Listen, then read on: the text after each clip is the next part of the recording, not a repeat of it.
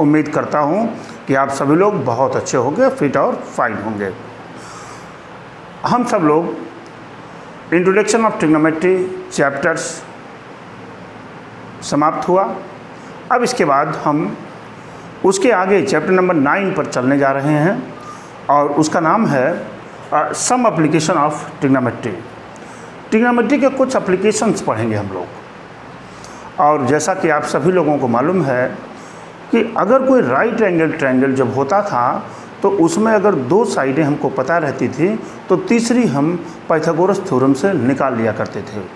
बाद में क्या हुआ कि जब ट्रिग्नोमेट्री का खोज हुआ तो ट्रिग्नोमेट्री ने ये कहा कि अगर हमको किसी राइट एंगल ट्रायंगल्स की साइड मालूम हो और एक एंगल मालूम हो तब भी हम उस ट्रायंगल्स की सारी साइडों को निकाल पाते हैं। ट्रिग्नोमेट्री की सहायता से कुछ इस तरह का काम हम इसमें भी करने जा रहे हैं जो इसका एप्लीकेशन है। बस एक चीज़ ध्यान देना है कि ये जो ट्रिग्नोमेट्री का जो एप्लीकेशन है इसमें किस ट्रायंगल्स को लेना है, क्या पूछ रहा है, कैसे इसका डायग्राम बनेगा, अगर इन सारी चीज़ों को आपने बहुत अच्छे से समझ लिया तो मैं आपसे कह रहा हूँ कि आपका एक भी क्वेश्चन गलत नहीं हो सकता। देखिए, इसमें एक चीज़ होती है जिसको हम कहते हैं, देखिए मैं हिंदी में पहले लिख रहा हूँ, जिसको कहते हैं उन्नयन कोण। इसको अंग्रेजी में कहते हैं इवोल्यूशन एंगल। इसको कहते हैं क्या? Evolution angle. क्या होता है, जब कोई चीज़, मान लीजिए यहाँ पर आप खड़े हैं, यहाँ पर कोई टावर है, यहाँ पर कोई टावर है, आप जब यहाँ से इस टावर को देखेंगे, यानी कहाँ से देख रहे हैं, नीचे से ऊपर की तरफ देख रहे हैं, तो जो ये एंगल बनता है इस एंगल को हम कहते हैं एंगल ऑफ इवोल्यूशन। ये कहते हैं आपको एंगल ऑफ इवोल्यूशन। ये बहुत ध्यान से आपको समझना पड़ेगा कि कोई बॉडी है वो किधर देख रही है, नीचे से ऊपर देखा जा रहा है कि ऊपर से नीचे देखा जा रहा है। दूसरी चीज़, अब देखिए, मान लीजिए ये कोई टावर ज़मीन पे खड़ा है, आप यहाँ पर खड़े हो। अब यहाँ से जब आप इसको देखेंगे, ऐसे यहाँ पर कोई कार जा रही है, मान लीजिए, आप जब यहाँ से इस कार को देख रहे हैं तो क्या दिखाई दे रहा है, आप ऊपर से नीचे की तरफ देख रहे हैं, तो ये जो एंगल्स बनता है, ये एंगल, इस एंगल को कहते हैं हम angle of depression. Angle of depression ये बोलते हैं आप इसको, ठीक है, जिसको हिंदी में बोलते हैं अवनमन कोण। इसको बोलते हैं हम हिंदी में अवनमन कोण। बस इसी को ध्यान में रखना है आपको। अब बाकी सारी चीज़ें आप जानते हैं, ट्रिग्नोमेट्री तो आपने पढ़ी ली है और ट्रिग्नोमेट्री में कैसे कैसे क्या क्या यूज होता है वो सारी चीज़ों का अंदाज़ा आप ले चुके हैं। देखिए, जब मैं आपको अभी एग्जाम्पल 1 की बात जब मैं करूँगा और इसके डायग्राम को बनाऊँगा तो आप कह देंगे कि सर ये तो सबसे आसान चैप्टर्स है। बशर्ते आप बढ़िया से इसको केयरफुली, सावधानीपूर्वक पढ़िए और पढ़ करके उस क्वेश्चंस को बिल्कुल समझ लीजिए। देखिए, मैं समझने जा रहा हूँ। मैं देखिए, ए tower stands vertically on the ground. ज़मीन पर, देखिए मैं यहाँ बनाता हूँ, ये देखिए ये ज़मीन है, ये ज़मीन है आपकी। इसी पर एक टावर वर्टिकली खड़ा है, ये टावर ऐसे वर्टिकली खड़ा है। एक क्वेश्चन यहाँ तक हो गया, a tower stands vertically on the ground, खड़ा है। अच्छा, from a point on the ground, कोई पॉइंट पर, ग्राउंड पर कोई एक पॉइंट है, which is 15 metre away from the feet of the tower. इस टावर के पैर से यह पॉइंट कितना मीटर दूर है?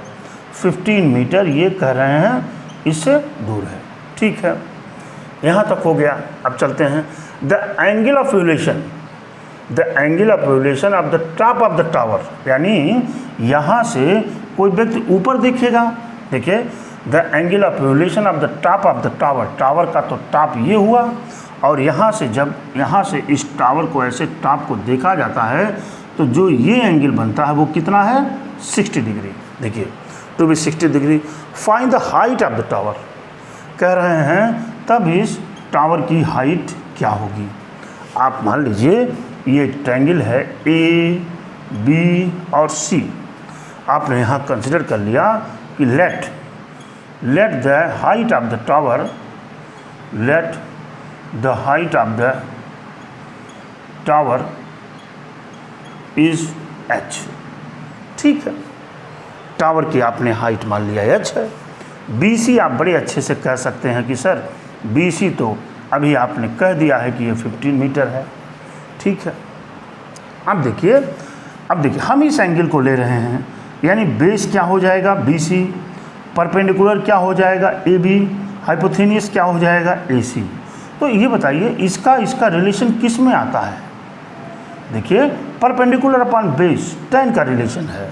तो अगर मैं यहाँ कह दूँ in triangle A C B में, in triangle A C B में अगर मैं कह दूँ बेटा कि tan 60 डिग्री इक्वल टू क्या होगा, तो आप कहेंगे सर ये तो परपेंडिकुलर अपॉन बेस होता है, यानी परपेंडिकुलर तो ए बी है और बेस क्या है इसका बी सी है। आप बता देंगे और जानते हैं tan 60 डिग्री की वैल्यू होती है √3, ए बी की वैल्यू हमको पता नहीं h है और बी सी की वैल्यू हमारी है 15। और जब हम h इक्वल टू लिखेंगे तो आ जाएगा 15√3, यानी टावर की जो हाइट है वो क्या है 15√3। काम खत्म हो गया। आप यहाँ लिख देंगे the height of the tower, the height of the tower is 15√3 metre. बस काम खत्म हो गया। जो ये पूछ रहे थे हमने उसको निकाल दिया। देख रहे हैं यहाँ से आप बहुत अच्छे से जान गए होंगे कि अगर डायग्राम बन जाएगा तो हम क्वेश्चंस को सॉल्व कर लेंगे। एग्जाम्पल 2 की बात अब हम कर लेते हैं। लिखा हुआ है an electrician has to repair, एक इलेक्ट्रीशियन है जो रिपेयर करना चाहता है क्या, an electric fault on a pole of height 5 metre. मैं डायग्राम यहाँ बनाता हूँ। देखिए ये मान लीजिए ये आपका ग्राउंड है, ये आपका ग्राउंड है, मान लीजिए ये आपका पोल है, ये पोल ऐसे है, ये ग्राउंड है, ये पोल है। इस पोल की पूरी हाइट इन्होंने दे रखा है कि इस पोल की पूरी हाइट है 5 मीटर। ध्यान देंगे आप, 5 मीटर इन्होंने दे रखा है। देखिए ये पोल ऑफ हाइट 5 मीटर। ठीक है, she needs to reach 1.3 metre below the top of the pole. इस पोल से यह 1.3 मीटर यहाँ पर पहुँचना चाहती है। 1.3 मीटर अगर नीचे आ जाते हैं तो ये जो डिस्टेंस यहाँ से यहाँ तक की जो डिस्टेंस बचती है ये क्या हो जाएगी, 5 में से 1.3 को जब माइनस करेंगे तो क्या मिलेगा 3.7 मीटर। ये जो हाइट हो गई वो 3.7 मीटर हो गई। ठीक है, ये मान लीजिए ए था, ये बी था और ये सी है और ये डी है। अभी हम और देख लेंगे। ठीक है, reach 1.3 metre below the top of the pole to undertake the repair work. Repair को करने के लिए सी फिगर पॉइंट पर दिया होगा डायग्राम में, बुक में डायग्राम दिया हुआ है, मेरे पास डायग्राम नहीं है। What should be the length of the ladder. अच्छा, ये जो है ये ऐसे यहाँ से लैडर लगाना चाहता है, एक सीढ़ी लगाना चाहता है। ये ऐसे ये सीढ़ी लगाना चाहता है। इधर के पोर्शन को हमने हटा दिया और ये पॉइंट क्या हो गया डी, एक सीढ़ी लगाना चाहता है। ये जब सीढ़ी पर चढ़ करके ये कहाँ पहुँच गया, यहाँ पहुँच गया। और ये जानते ही कह भी रहे हैं कि पोल से 1.3 मीटर नीचे तक ही पहुँचना चाह रहा है। ठीक है, अच्छा लेंथ ऑफ द लैडर। अच्छा कह रहा है what should be the length of the ladder. पहला चीज़ आपसे ये पूछ रहा है what should be the length of the ladder, सीढ़ी की ऊंचाई कितनी चाहिए, पहली चीज़ पूछ रहे हैं। That she should use which when inclined at angle 60 degree to horizontal with enable her to reach the required position। इस required position पर पहुंचने के लिए इस सीढ़ी का जो एंगल है वो कितना बना रहे हैं 60 डिग्री बना रहे हैं पोजीशन। अच्छा कहाँ है भाई position. Also how far from the foot of the pole should she place the foot of the ladder. ये कह रहे हैं, ये भी डिस्टेंस बताइए कितनी है। ये क्या कह रहे हैं कह रहे हैं ये भी डिस्टेंस बताइए और ये भी डिस्टेंस, मान लीजिए ये डिस्टेंस x है और ये डिस्टेंस क्या है, y है। हमको निकालना है, हमारे पास ये चीज़ें पता है, देख रहे हैं ना। अब आप देख पा रहे होंगे कि यदि हमारे पास ये डायग्राम बन गया तो हम क्वेश्चंस को बड़े इजीली सॉल्व कर लेंगे। ठीक है, आप यहाँ पर सॉल्व कर लीजिए। लिखेंगे सिंस, लिखेंगे सॉल्यूशन, लिखेंगे since A B equal to 5 metre, not centimetre, 5 metre. B C कितना हो जाएगा बेटा, B C equal to 5 minus 1.3, this will be equal to 3.7 metre. ये पूछना चाहता है भाई। ठीक है, हमको चाहिए, हमको x निकालना है।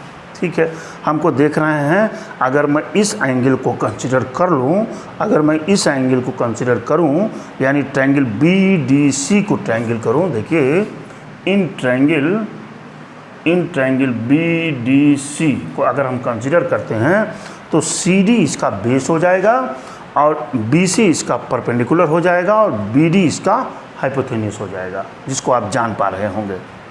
ठीक है, तो आप जानते हैं कि अगर मैं इन ट्रायंगल BDC में tan 60 को लेना चाहूँ, किसको, tan 60 को अगर हम लेना चाहें तो आप जानते हैं perpendicular upon base, perpendicular means BC अपान कितना होगा भाई, अपॉन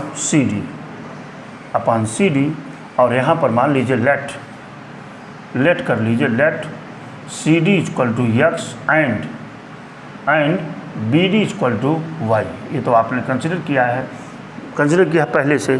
ठीक है, तो यहाँ से tan 60 की वैल्यू आपने क्या रखा, √3, this will be equal to BC की वैल्यू आपके पास है 3.7 हो गया, अपान क्या है बेटा, x, अपान क्या आ गया, x आ गया ना, देख पा रहे होंगे।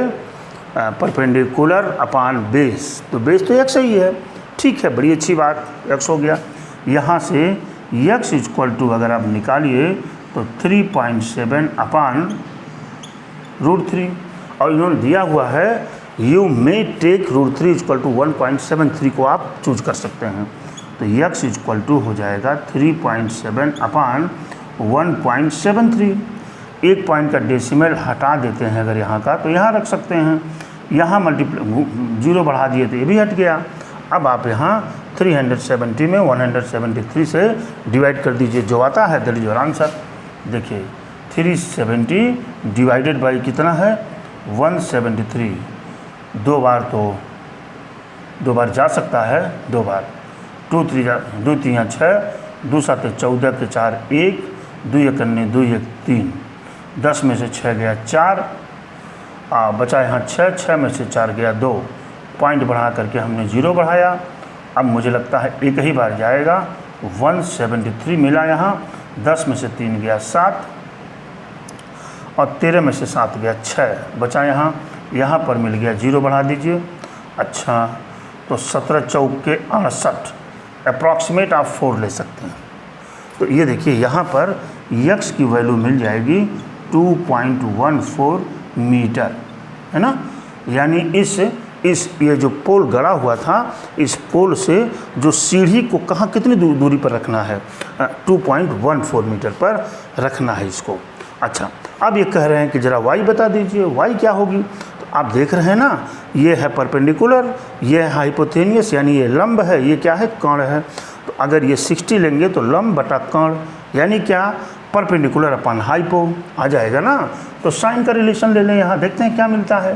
यहाँ ले लीजिए sine of 60 degree, this will be equal to क्या होता है, BC अपान BD हो जाएगा ये। और साइन 60 की वैल्यू आपने याद कर रखा है √3/2 और BC की वैल्यू यहाँ पर है 3.7। कितना है भाई, हाँ BC 3.7 और BD की वैल्यू नहीं पता, y बराबर, ठीक है। यहाँ से y इक्वल टू हो जाएगा 3.7 इंटू 2 अपान क्या, √3। अभी हमने जाना था, हम इतने को सॉल्व कर चुके थे, अभी इधर देखिए, इतने को सॉल्व किए थे, कितना आया था 2.14। तो यहाँ से y इक्वल टू 2.14 इंटू 2 कर देंगे तो यहाँ से y इक्वल टू मिलेगा 4.28 मीटर। ये देखिए लैडर की जो लंबाई होगी वो, लैडर मतलब सीढ़ी की जो लंबाई होगी वो 4.28 मीटर हो जाएगी। इस तरह से देखिए हमने इस क्वेश्चन को सॉल्व कर लिया और देख पा रहे होंगे आप, समझ पा रहे होंगे आप कि यदि हमारे पास ये ट्रिग्नोमेट्री ना होता तो शायद ऐसे क्वेश्चनों को हम सॉल्व नहीं कर पाते। देखिए ट्रिग्नोमेट्री का कितना यूज है, हम उसी के एप्लीकेशन को पढ़ रहे हैं कि इसके तहत हम क्या क्या काम कर सकते हैं।